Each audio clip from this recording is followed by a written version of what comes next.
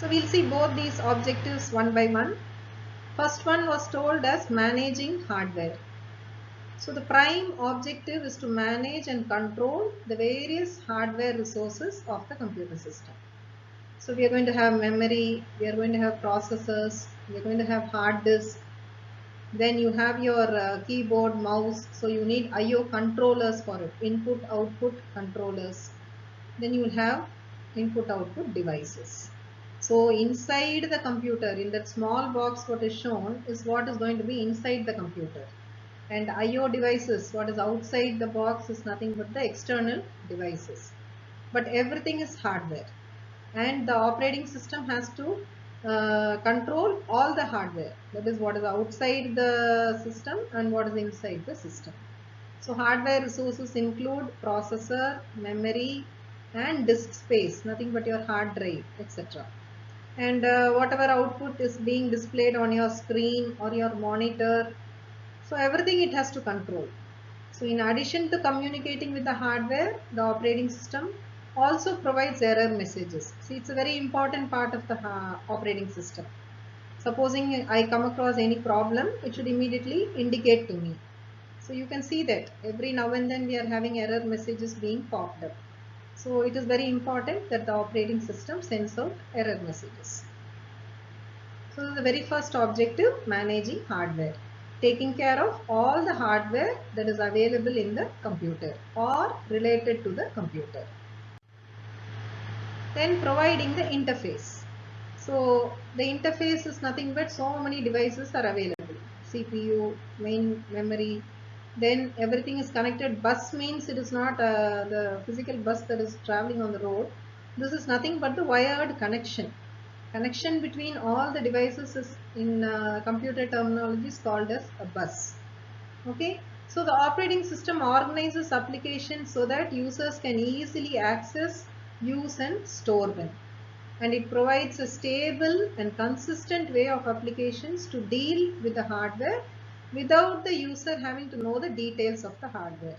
See, now I have connected my mouse, I have put my speaker, all that when it is placed, I don't need to worry about where it is connected, what the operating system is doing, how it is taking the input from here, how it is taking it output, how the output is coming to the monitor, all that I don't need to worry. Automatically it is taking care.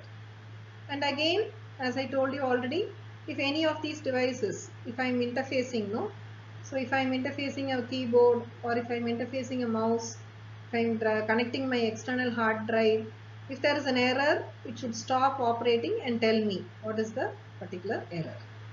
So it not alone acts as managing the hardware, it also provides the interface to the hardware.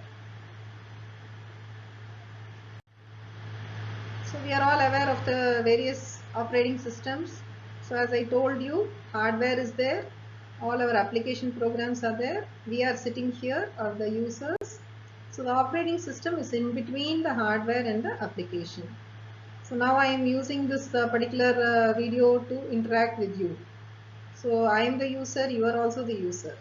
And the operating system is doing all the linking between these software and it is enabling both of us to interact. And I'm sure all of you must have heard the various operating systems already available: Ubuntu, Mac, Windows, Android, iOS, Linux. So all devices, all smart devices need an operating system for us to work. So what are the major components?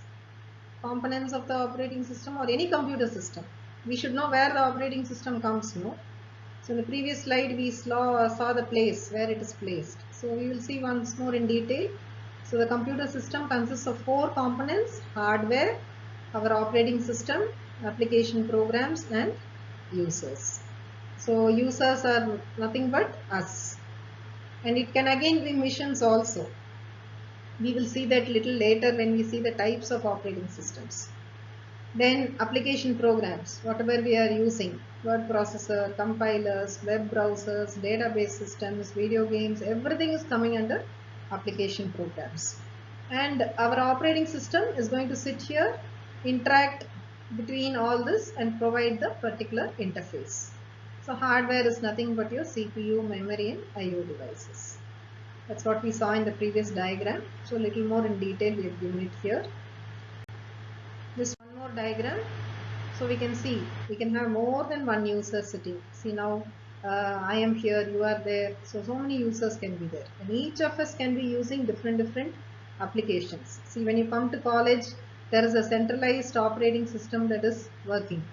So that particular operating system will take care of giving a compiler to one user, an assembler to one user. One person might be simply doing a text word processing work, text editor. Somebody else might be working in Oracle. So the operating system is wonderfully interfacing all the users. It is providing service to all the users. In the next video, we will see how this particular thing happens. In the coming videos, we will see all this in detail.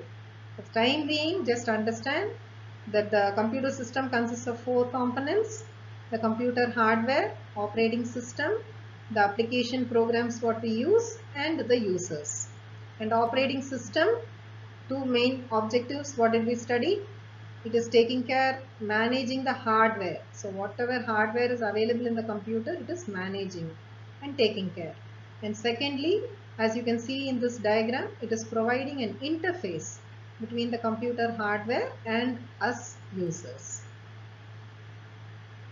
So I hope today's this video is clear enough. We have learned what an operating system is, and we have also learned where its place is in the computer and what exactly it is supposed to do.